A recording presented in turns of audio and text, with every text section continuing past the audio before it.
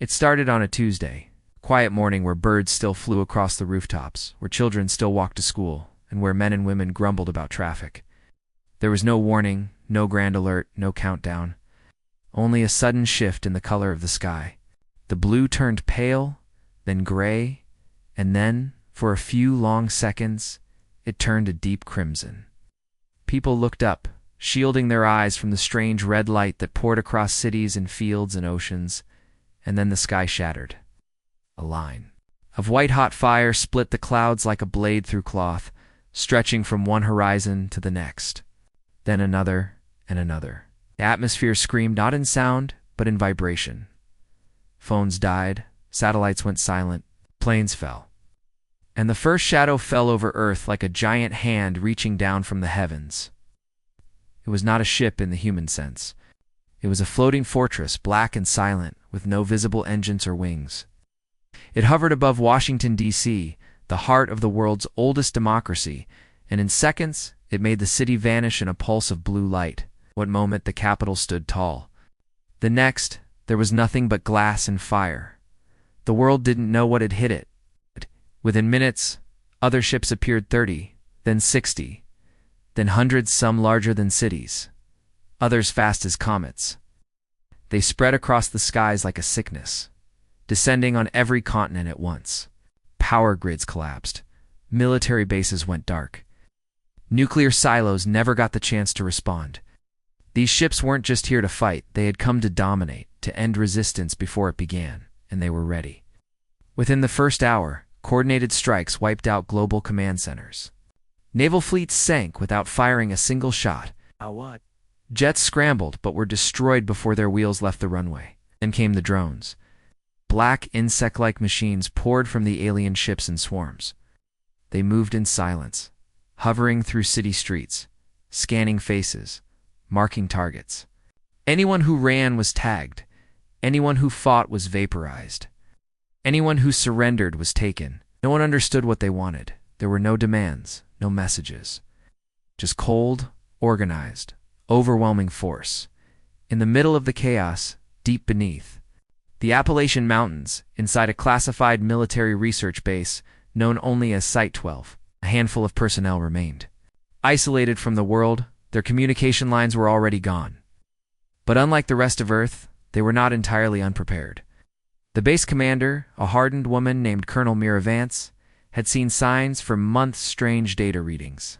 From deep space, missing satellites, growing whispers among top scientists that something was watching Earth. She didn't know when or how it would happen, but she believed something was coming.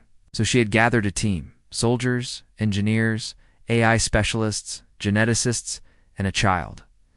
The girl's name was Alara, barely 13, quiet eyes, too old for her age. She had no parents, no birth record, just a history of strange medical incidents and a talent for touching machines and making them respond. Some thought she was a prodigy. Others thought she was dangerous. But Colonel Vance believed she was the reason they had all gathered here. Because something in her blood didn't belong to this century. Maybe not even this planet. The moment the skies broke, Ilara's eyes glowed faintly gold, and every power-down system in Site-12 flickered back to life as the alien ships moved. Across the eastern seaboard, one of them broke formation and turned. It began descending toward the mountains, directly toward Site-12. It hadn't detected their transmissions, hadn't found them by accident. It was looking for her. Lara stood in the observation chamber, watching the dark sky split open.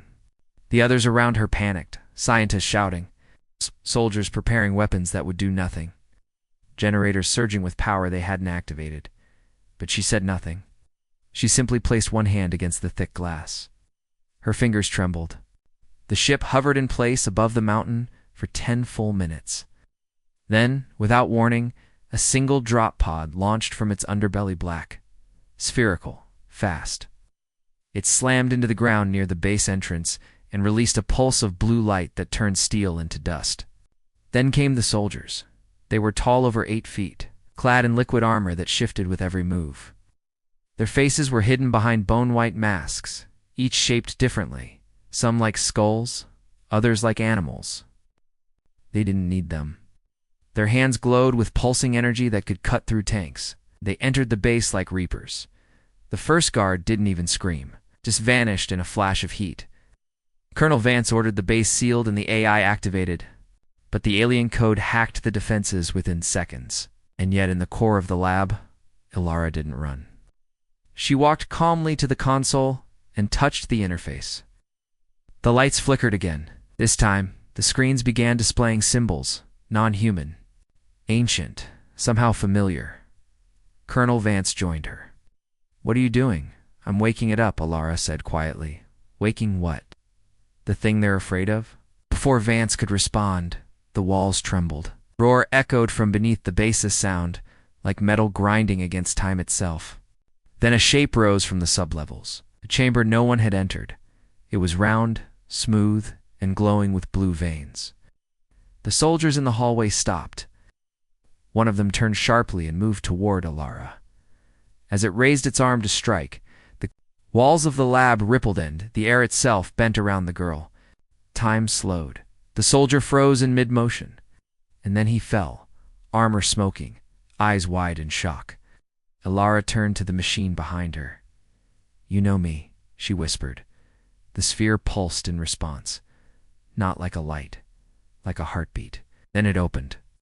Inside was not a ship. Not exactly. It was something older. Something designed for only one purpose, to respond to her. The seat within shaped itself to her frame. Symbols danced around her head. Her pulse synced with the machine. And from high, above the base, the alien ship that had sent its scouts received a feedback signal so strong it shattered their communication matrix. From the skies, more ships turned. Now they were watching. Site-12 was supposed to be hidden. Now it was glowing like a beacon. And at its center, human child had taken command of something not meant to exist anymore. Colonel Vance looked on in silence.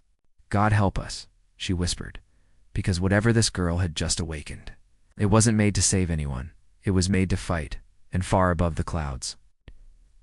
Inside one of the alien command ships, a being cloaked in silver turned toward the image on his screen. He watched the girl step into the machine, saw the pulse echo into space. He knew what it meant. His voice was cold. "She's one of them." Another commander stepped forward, confused. "That can't be. The humans were not supposed to remember." "She doesn't remember," the first one said. "But the weapon does." Quiet fell across the chamber, and then the order was given. "All fleets, redirect, target the signal, destroy Earth." Back on the surface, the wind picked up around Site-12. The Earth shook, the sky darkened again, and for the first time since the invasion began, the aliens felt something unfamiliar. It wasn't resistance. It was retaliation, and it had only just begun. They thought the first wave had ended the war before it started. In the minds of the alien command, Earth was meant to fall in hours. Its militaries had been fragmented, its cities turned to ruin, its leaders either vaporized or hiding like rats. The invaders had moved quickly, precisely, without emotion. It was how they had conquered dozens of planets before, efficient, cold, final. But Earth did not obey the pattern. Something was wrong, something they couldn't see. After the assault on Site-12, strange interference began to ripple through. Their command systems static in communications, missed drone check-ins, entire units going silent. What they dismissed at first as minor malfunctions slowly grew into something they couldn't explain. Destruction without evidence, weapon failures without reason, coordinated ambushes without origin. The humans were fighting back, not from armies, from shadows. In the ruins of Detroit, 4 alien enforcers marched through empty streets, their black armor gleaming in the firelight of smoldering buildings. Above them, a patrol drone scanned for life signs, its sensors sweeping through broken glass and twisted metal. It saw nothing. But just as it passed the burned-out shell of a high-rise, a sudden EMP pulse erupted from a trash pile below. Drone dropped like a stone. Before the enforcers could react, explosions tore through the ground beneath their feet. Makeshift charges human may drip their armor apart. 3 fell in pieces. The fourth turned, raising his plasma blade. But from the smoke, a figure leapt covered in soot, eyes burning with fury. The blade struck. The alien fell. The figure stood silently, breath ragged. It was a woman, civilian, or had been once.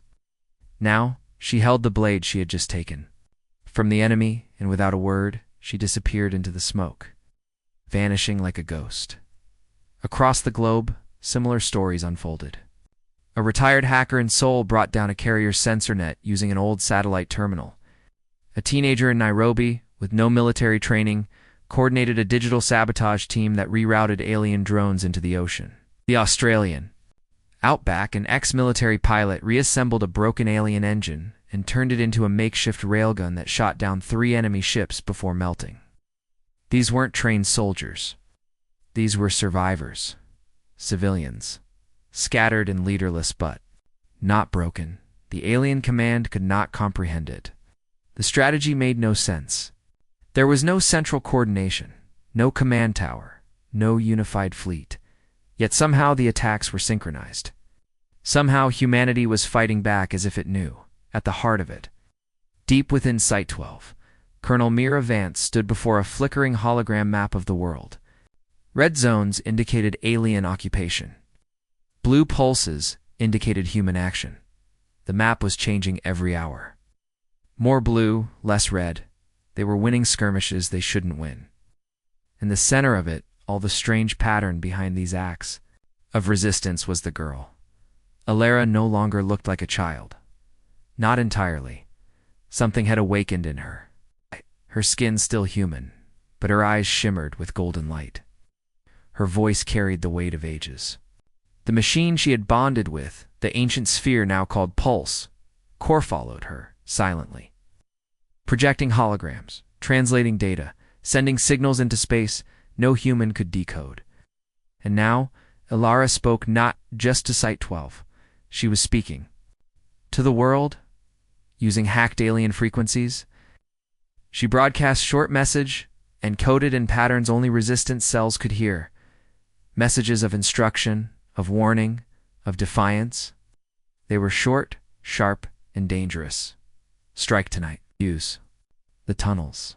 It will jam their sensors. The storm is your shield. Wait until the wind turns. The fire was a test. You passed. They're scared. These weren't just words. They were coordination. Across continents, groups who had never spoken began to act as one. They called her Ghostlight. Others called her the Signal. No one used her real name.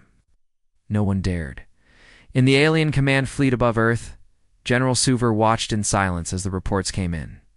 More drones lost, patrols wiped, satellites hacked, weapons turned against their own. He clenched his clawed hand as he viewed the footage, human silhouettes running through burning fields, shadows rising from sewers, groups fighting with stolen alien blades. This wasn't war.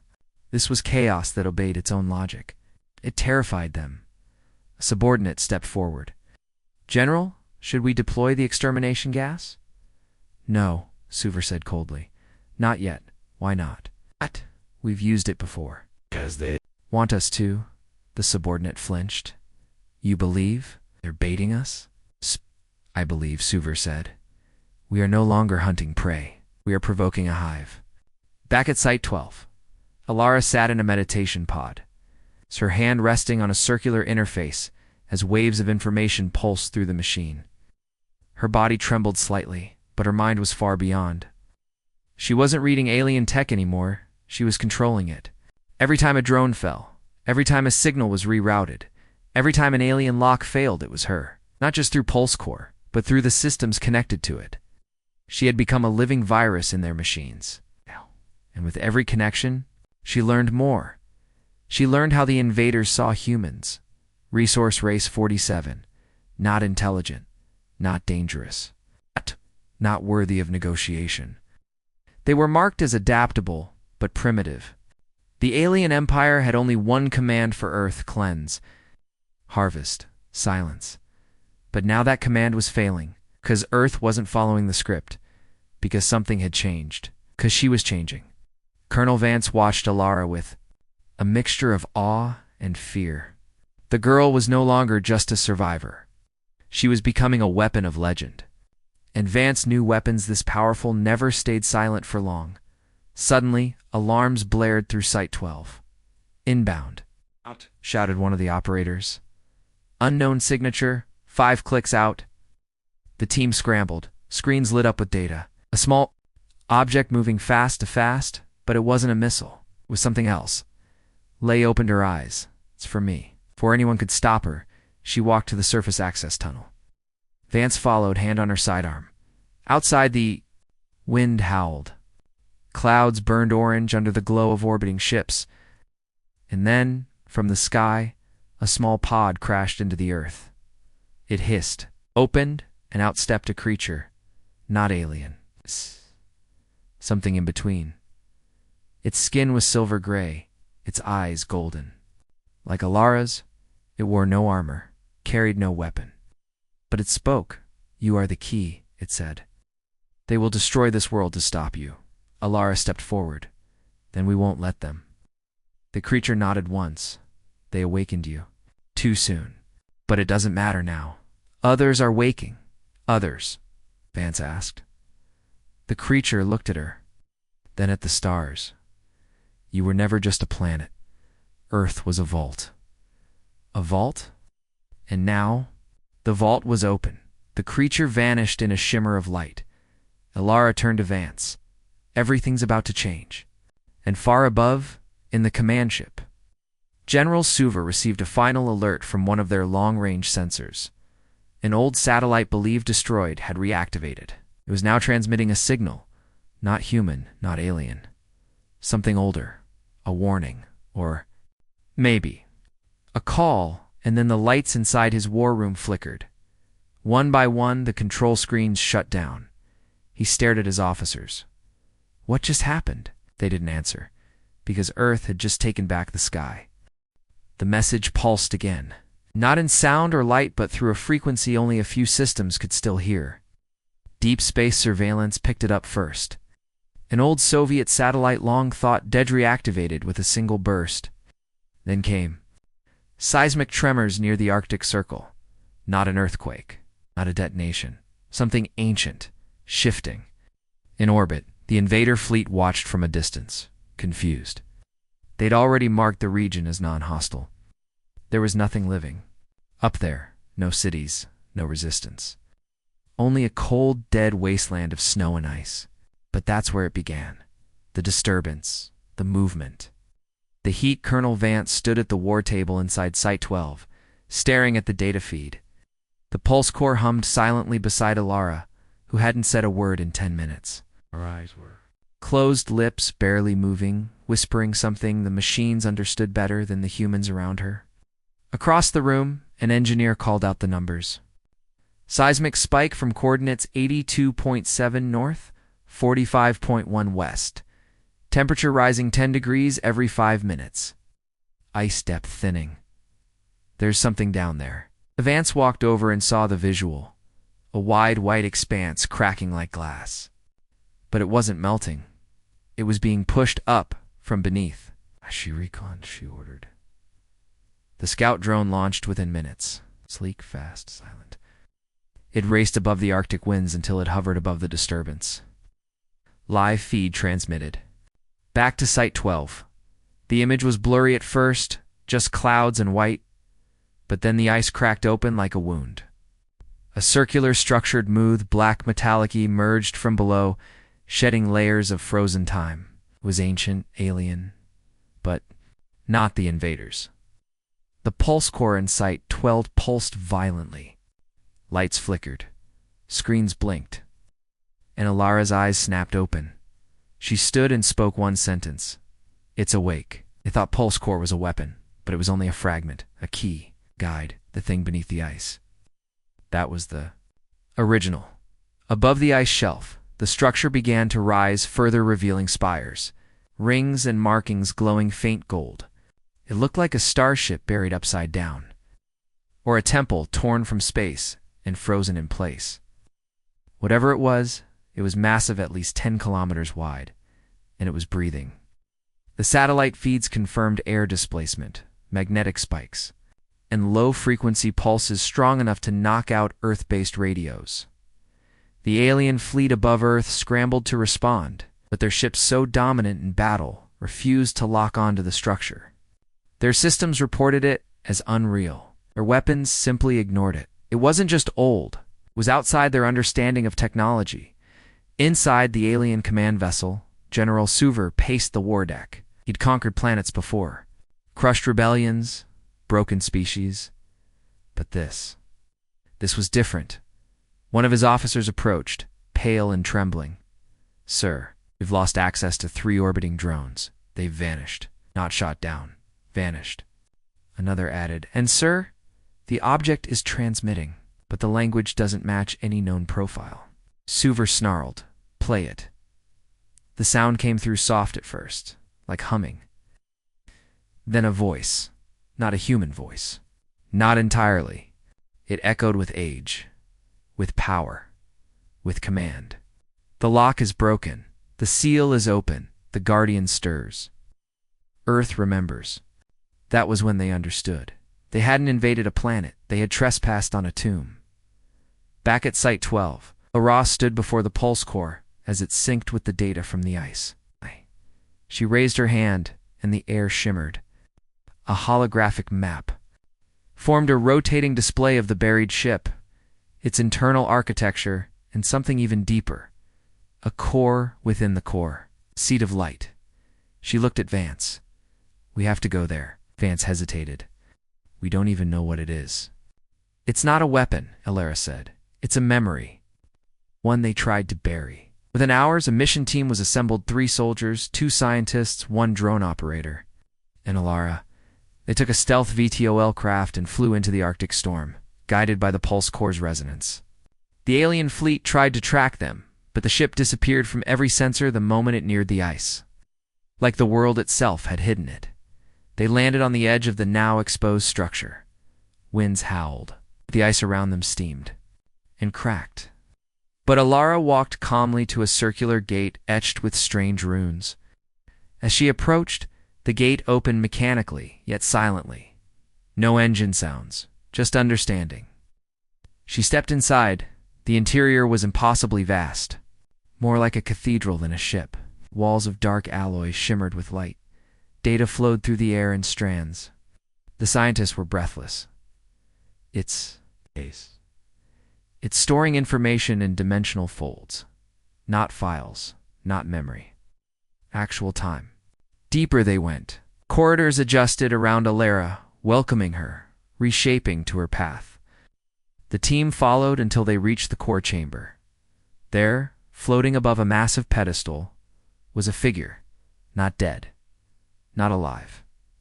A human shape. Encased. In light, in staza, approached slowly. She was the first, she whispered. "The first what?" Vance asked. "The first to say no." The figure began to stir. Images filled the walls around them. Battles, star systems, other worlds. A galactic council once ruled by ancient beings. And in those images, humans, not primitive, not crawling. From caves, but flying ships, leading empires, commanding fleets, and then the war. A betrayal, a purge. Humanity stripped of its history, its power, its place. Earth reduced to a prison world.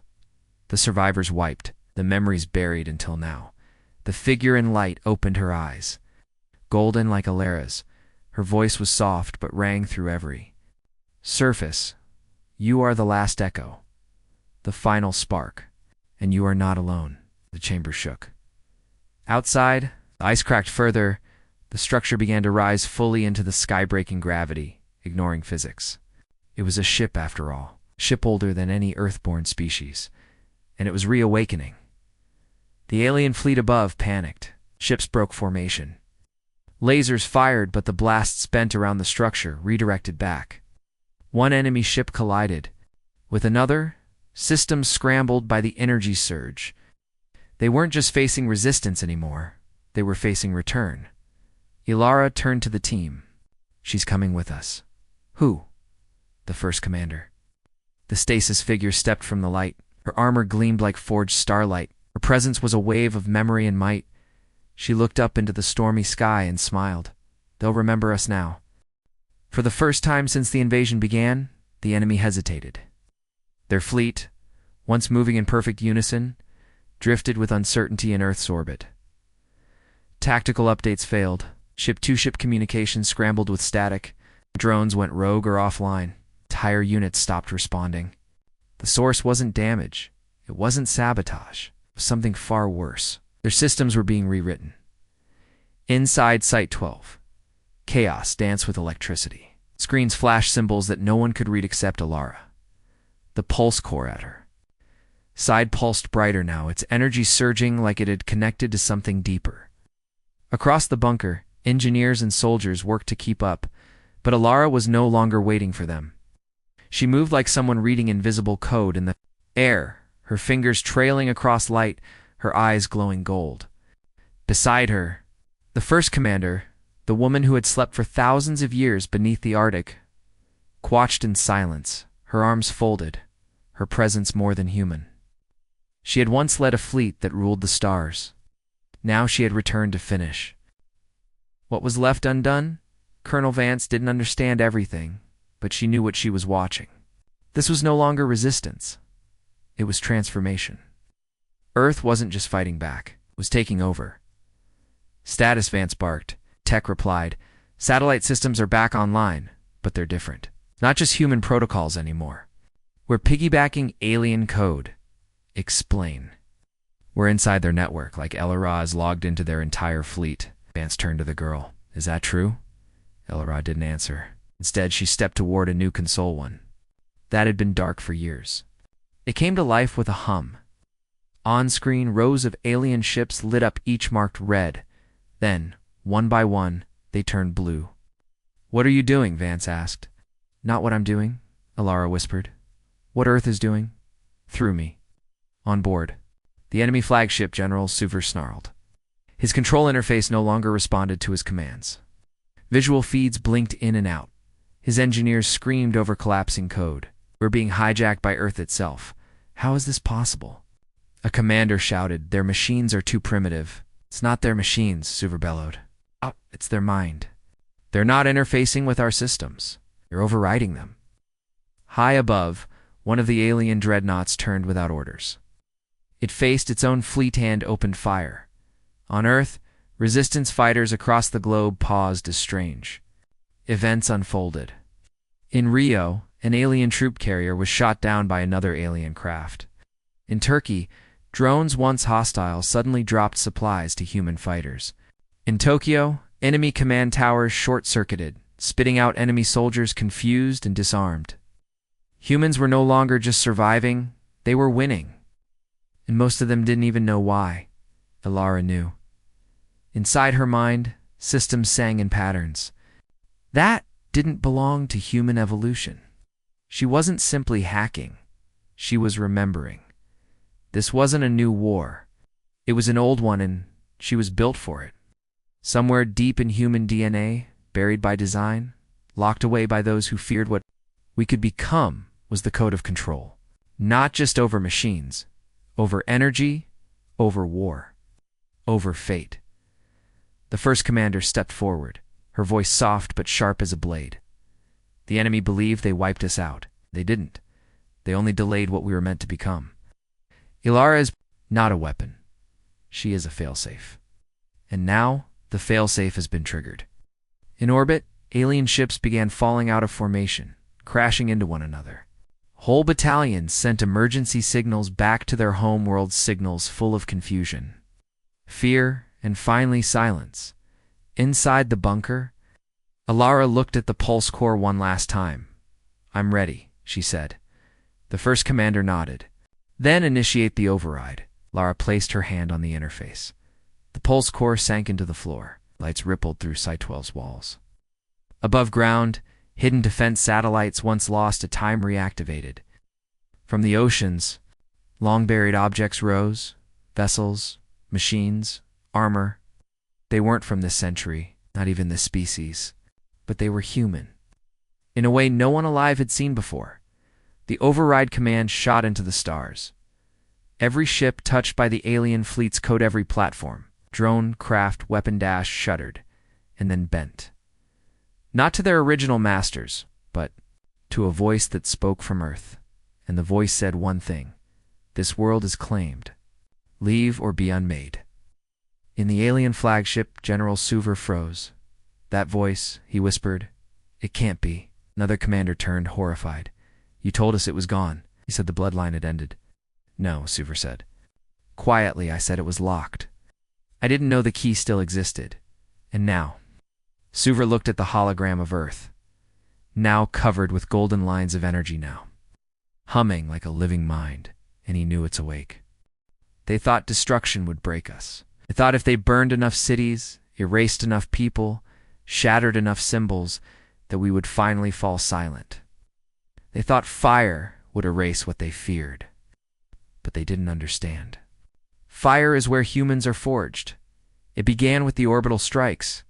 After losing control of several warships to the override, the alien fleet panicked. Their commanders knew they could no longer trust their own systems.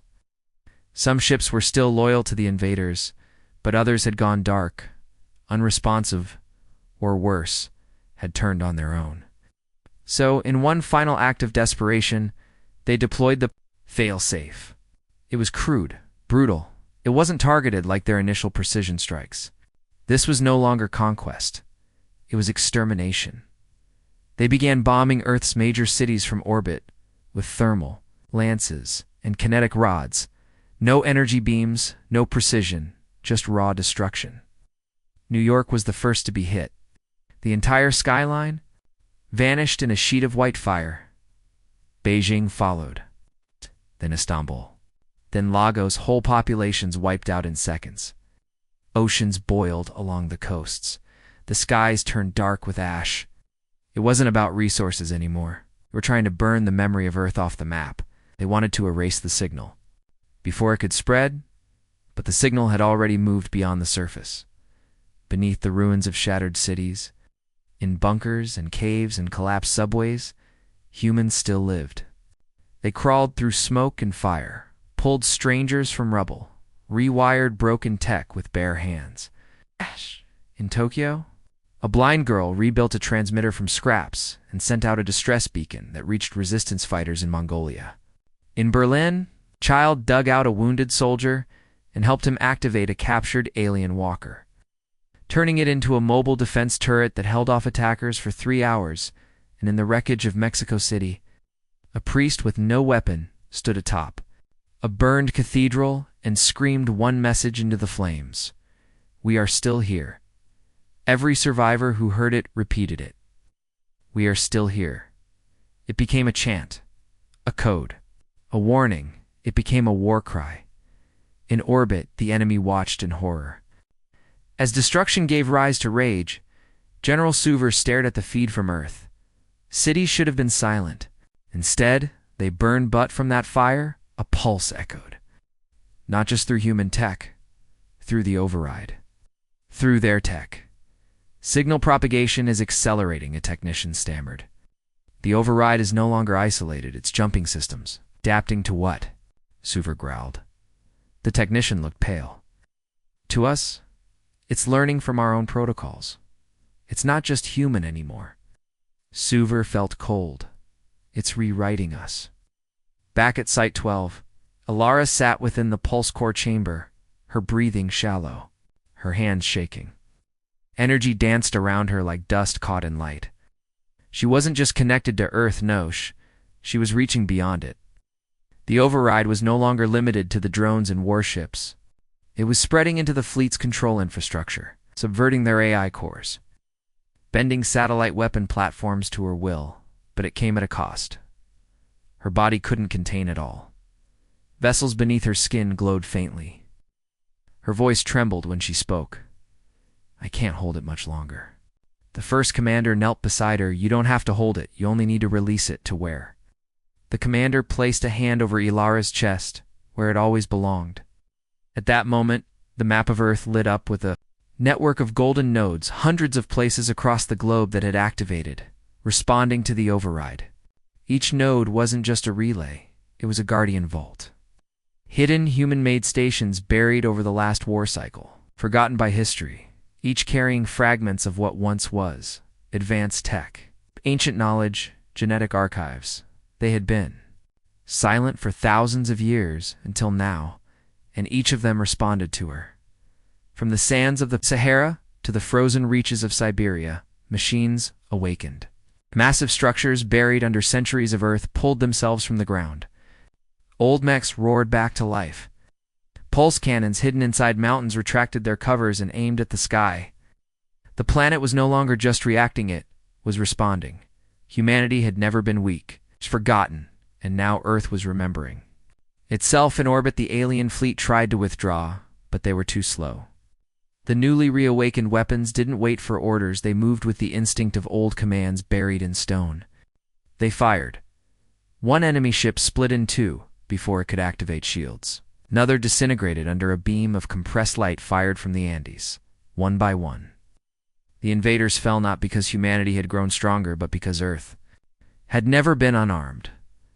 Ilara stood slowly, her strength returning as the energy flowed back into the world. Her connection to the pulse core remained, but it no longer drained her. It had distributed its burden, shared the signal. Now, Earth was the amplifier. Colonel Vance watched it all unfold from the war table, her jaw clenched. "What now?" she asked. Ilara turned to her, eyes shining with fire and tears. "Now, we end them." But far above, in the last intact command, Ship General Suver activated his final card. If Earth couldn't be conquered, it would be destroyed. He gave the order. Prepare the Scourge.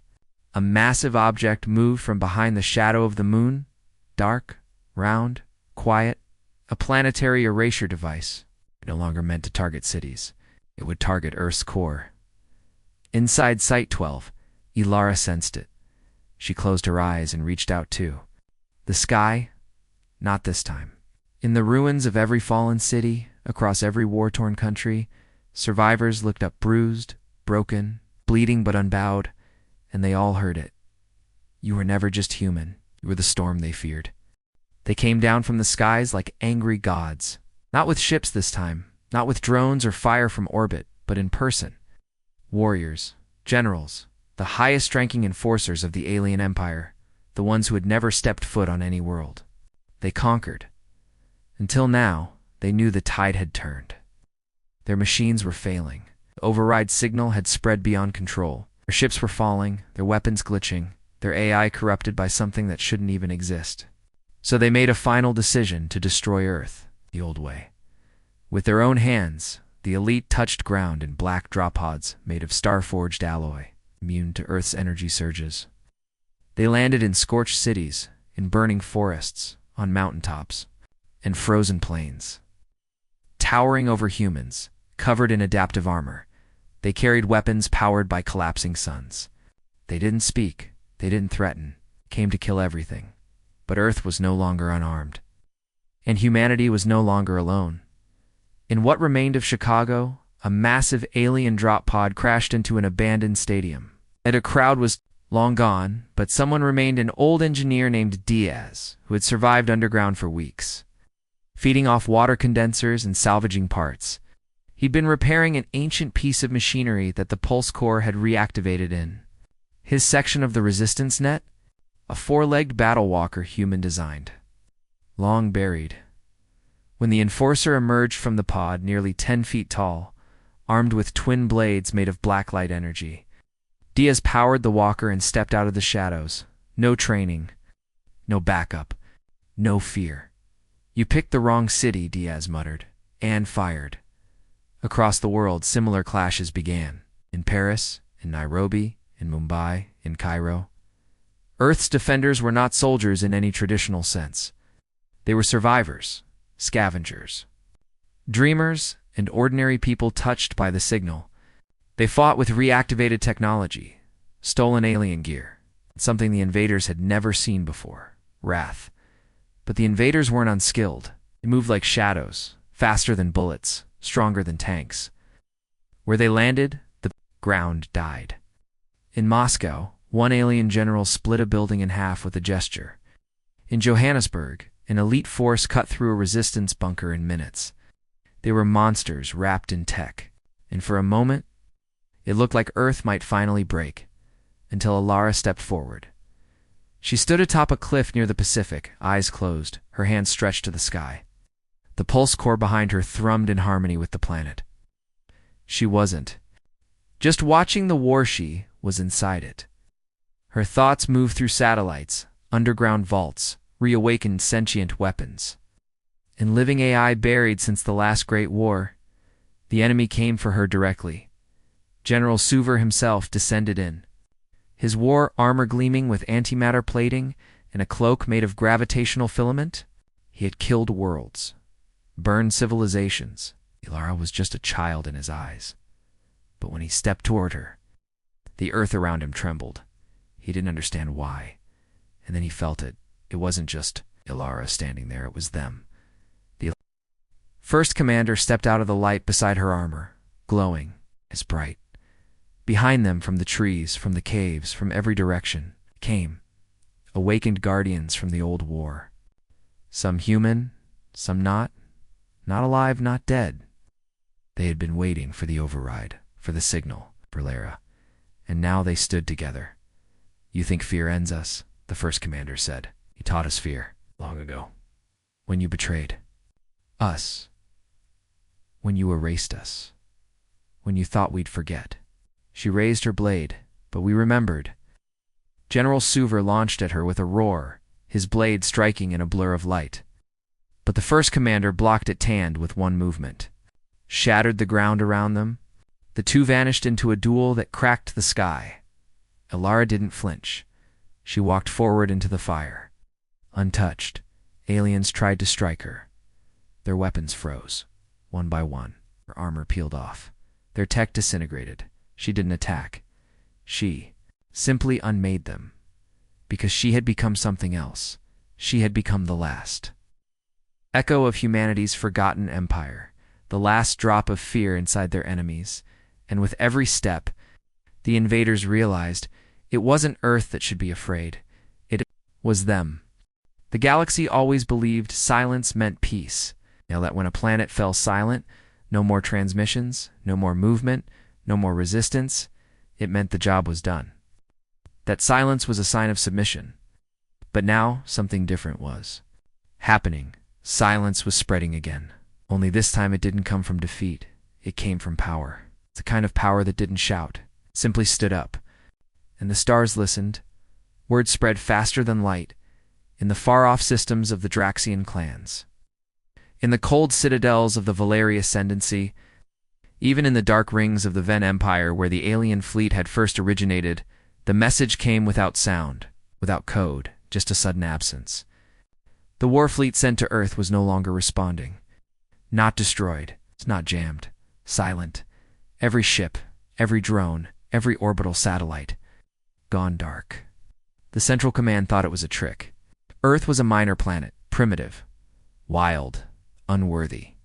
Of galactic concern, surely the silence was a transmission error or a black hole anomaly. But then it happened again. Scout fleet sent to investigate never returned. Then a second, then a third. Until the High Council composed of the greatest minds across 17 star systems finally gathered and said the thing they weren't supposed to say. Something has awakened on Earth. Back on Earth! The fires had burned low. The cities were still broken. The skies were still bruised. But the air was calm, and Alara stood at the heart of it. She was no longer just a girl. No longer just a voice through machines. She had become the signal itself. The pulse core now floated behind her like a twin star, pulsing with energy from deep within the Earth. From the ancient vaults to the reborn satellites in orbit, everything was connected. And through her, Earth had become one living, thinking, evolving system. Colonel Vance stood beside her, armor scraped, eyes tired. "They're not coming back, are they?" she asked. Alara shook her head. "No, not yet. They're watching now. Waiting. To see what we'll do? No," Alara said softly. "Waiting to see what we are." The first commander joined them, a silent figure in gleaming armor. "They've realized the truth," she said. Earth wasn't just a rogue world, it was a sealed world. Prison, yes, but also a vault. A place to hide what the galaxy couldn't destroy. "And now?" Bonce asked. The first commander looked to the sky. "Now the vault is open." Across the planet, strange things began to stir. Weapons, older than cities, emerged from ocean floors. Creatures made of crystalline light stepped from mountains and offered no violence, only watchfulness. Machines hidden inside the Arctic crust folded open like origami and released waves of encoded thought into the air. Some humans began to hear them, others began to understand them. The signal was changing the species, not corrupting, restoring. In a refugee camp outside Cairo, a boy picked up a shard of broken alien tech. It lit up in his hand like it had always belonged to him. In Brazil, a woman began dreaming in patterns she'd never seen before, patterns that allowed her to map enemy infrastructure perfectly, as if it had been built inside her memory. These were not accidents. The signal was not just software. It was memory returning, not just Alara's, all of humanity's. The war fleet above Earth was gone, but one last ship remained hidden. Single probe ship cloaked in dark matter fields, watched from orbit, recording everything. Inside it, alone, observer, half-organic tactician bred only for analysis, reviewed the last data logs. Ship after ship, lost. Tech after tech, hijacked. Even the scourge, the weapon meant to crack Earth's core, had been reversed. Now it served Earth's energy systems. Nothing made sense anymore. The observer sent one final transmission. To its homeworld, they were never broken. They were buried. And now the grave is empty. As the probe tried to escape, something reached out from the Earth. Not a missile, not a beam, just a thought, a pulse, a command. And the probe vanished, disassembled at a molecular level, and reformed into harmless stardust. Below, Ilara opened her eyes. "They're watching," she said. The first commander nodded. "Let them." Ant stepped forward. "So what happens next?" Ilara turned to her. "Next we speak." "To who?" "To everyone." That same day, the override reached out beyond Earth, using the remnants of the alien communication web, using the machines the enemy had brought to enslave the planet. Earth sent out a message, simple, clear, final. "We remember what you did. We are not the same species you left behind. We are awake now." Across the galaxy, trillions held their breath. Not because of what Earth might do, but because no one could predict what Earth had become. The stars once looked down on Earth like it was nothing, just another blue rock full of noise and chaos tucked in the spiral arm of a forgotten galaxy. The species living there, humans, were loud, reckless, emotional, and foolish. To the high civilizations of the stars, Earth was never a threat. It was a joke. A broken world barely worth invading. But that was before the fleet fell, before the override, before. Alara now, the galaxy stared at Earth in silence. Not because they feared what it had become, but because they couldn't understand it. Their machines failed to explain it. Their prophets refused to speak of it. Their leaders met in secret to ask the only question that mattered now. If Earth rose from the ashes once, what happens if it steps off-world? They got their answer. The humans didn't send ambassadors, they sent ships. Not just one or two. Hundreds. They rose from oceans. Deserts, mountains, places no one had looked in generations. Most weren't even built in this era. They had been sleeping, buried in the bones of the Earth, waiting for the signal. And the signal had come. Alara stood at the front of the largest vessel, the Vowkeeper. A black monolith with silver edges and a living pulse. Its engines didn't burn fuel. They bent space. She wasn't in armor. She didn't need it. She was the armor now. Beside her stood the first commander, wrapped in glowing starlight, and Colonel Vance, scarred but unshaken. Around them, soldiers human and post-human stood ready. Not just fighters, keepers, survivors, carriers of memory, and at their back, Earth itself, the pulse core had spread. Cloned into every major city, built into new tech, fused into human minds. Humanity wasn't just sending ships into space, they were sending a message. The fleet entered the jump stream, traveling faster than light, powered by a system once lost to myth. Their destination was simple: the home system of the alien. Its empire. Not to talk, not to threaten, to end it. The aliens didn't believe it until the skies over their capital turned black. The stars vanished as the human fleet emerged, like knives tearing through the sky. Their defense grid activated too late. Their orbital cannons fired, but nothing hit. The override was already inside, turning systems against their owners. Energy platforms refused commands. Defense satellites exploded from within. And from the dark came the first human voice the galaxy had heard in thousands of years. You trespassed on our soil. You stole our history. You silenced our voice. We are here to speak. Then the fleet opened fire. But this wasn't destruction for revenge. This was precision.